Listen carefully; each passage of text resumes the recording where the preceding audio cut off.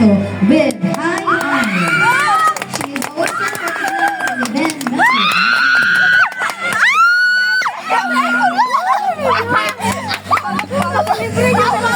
Kalmi ka na mo rin, Kevin.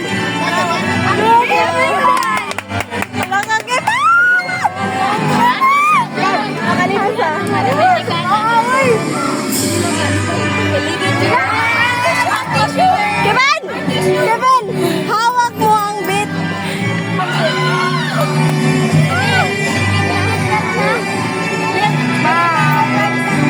Ay, dili pwede.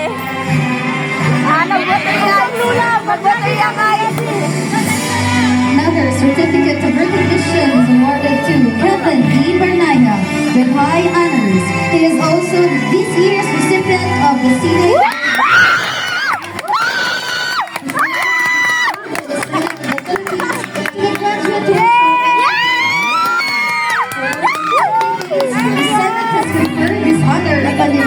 Top students in recognition of their unwavering pursuit of excellence.